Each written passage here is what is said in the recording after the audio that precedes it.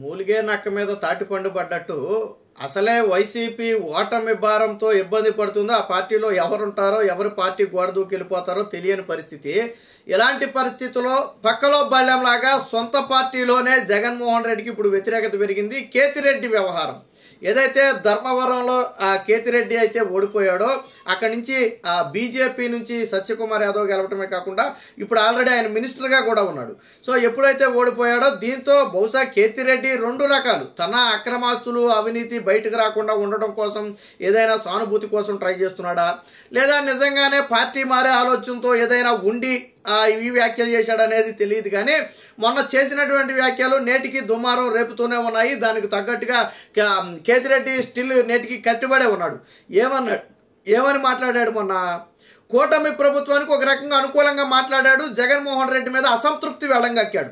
అసలు ఇంత భారీ ఓటమి, ఇంత దారుణంగా ఓడిపోయాము అంటే జగన్మోహన్ రెడ్డి సరైన సమయంలో సరైన విధంగా స్పందించకపోవటమే ప్రధాన కారణం అనేది కేతిరెడ్డి వ్యాఖ్యలను బట్టి అర్థమవుతుంది. ఆయనే చెప్పాడు, ఏదో ఒక ఫ్లైఓవర్కి సంబంధించి నేను ఏడవ తరబడి తిరిగితే ఇప్పటి వరకు జగన్మోహన్ రెడ్డి కనీసం నా వంక కూడా చూడలేదు, ఆ ఫ్లైఓవర్ అలాగే ఆగిపోయింది, నిజంగా అధికారం జరుగుంటుంటే ఈ పాటికి నేను గెలిచేవాడేమో అక్కడ అన్నట్టుగా ఆయన వ్యాఖ్యలు అయితే ఉన్నాయి. ఇదే సమయంలో అనేక అభివృద్ధి సంక్షేమాలకు సంబంధించి జగన్మోహన్ రెడ్డి దగ్గరికి వెళ్ళిన సమయంలో జగన్మోహన్ రెడ్డి సరైన సమయంలో స్పందించలేదు, లేదా ఆయన చూడాల్సిన వ్యవహారాలను ఎవరి చేతుల్లోనో పెట్టి మీరు వాళ్ళకి ఇచ్చేసి వెళ్ళిపోండి నేను చూస్తానని చెప్పటం. ఇలా అంటే ఒక రకంగా ఏంటంటే ఎమ్మెల్యేలకు ఆయన టైం ఇవ్వలేదు, ఎమ్మెల్యేలతో కూర్చుని మాట్లాడలేదు, వారి సమస్యలు ఏంటని అడిగి తెలుసుకునే ప్రయత్నం చేయలేదు, ఆయా ప్రాంతాల్లో ప్రధానమైన కీలకమైన సమస్యలను కూడా పరిష్కరించలేదు. ఇది అతి పెను ప్రమాదంగా మారింది అనేది కేతిరెడ్డి వ్యాఖ్యలను బట్టి అర్థమవుతుంది. ఇదే సమయంలో వైసీపీ చేస్తున్నటువంటి ప్రచారానికి కూడా కేతిరెడ్డి పులి స్టాప్ పెట్టాడు. ఏంటి వైసీపీ చేస్తున్న ప్రచారం? చంద్రబాబు నాయుడు ప్రభుత్వం వచ్చేసి 2 నెలలు అయిపోతుంది, పథకాలు ఇవ్వలేదు. ఆయన కూడా చెప్పాడు, మనం వచ్చిన వెంటనే పథకాలు ఇచ్చామేంటి, మనం కూడా ఒక చివరి పథకం ఇవ్వడానికి దాదాపు 6 నెలల సమయం పట్టింది మొదటి నుంచి చివరి వరకు పథకం ఇవ్వడానికి. కాబట్టి కూటమి ప్రభుత్వానికి కొద్దిగా సమయం ఇవ్వాలి, కనీసం 6 నెలల్లో గడువు ఇవ్వకుండా మనం విమర్శించడం అనేది కరెక్ట్ అయిన పద్ధతి కాదు. ప్రజలు మ్యాండేట్ ఇచ్చి 2 నెలలు కూడా గడవక ముందే ఇలా విషయం చెప్పడం కూడా కరెక్ట్ కాదేమో. మరి వైసీపీని అసలు ఎందుకు ఈ స్థాయిలో రియాక్ట్ అయ్యి వాళ్ళ మీద ఇబ్బంది విరుచుకుపడుతున్నారో నాకైతే అర్థం కావట్లేదని చెప్పి కేతిరెడ్డి చెప్పడం జరిగింది.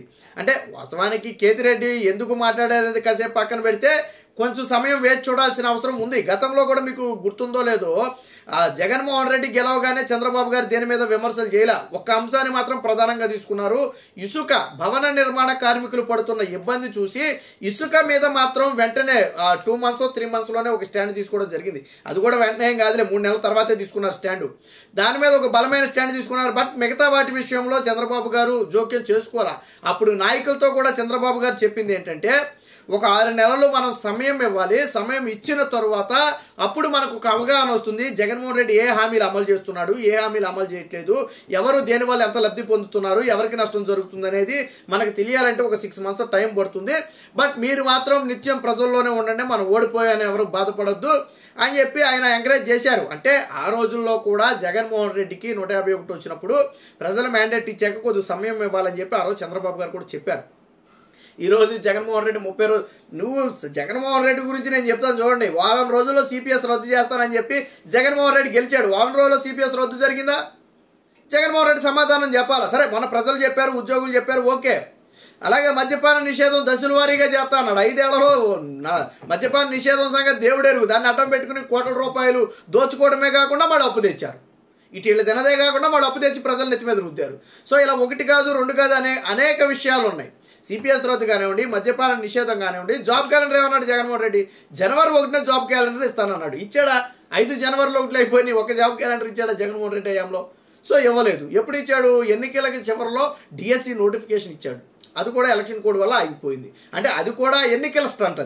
అది కూడా పోస్టులన్నీ అప్పుడు 6100 పోస్టులతో జగన్మోహన్ రెడ్డి నోటిఫికేషన్ ఇస్తే దాదాపుగా ఇప్పుడు రెట్టింపు పోస్టులతో కూటమి ప్రభుత్వం నోటిఫికేషన్ ఇవ్వడానికి సిద్ధంగా ఉంది.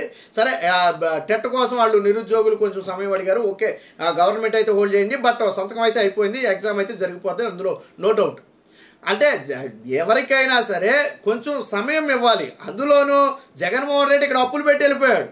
రాష్ట్రానికి ఏం మిగిల్చాడు? జగన్మోహన్ రెడ్డి అప్పులు మిగిల్చాడు.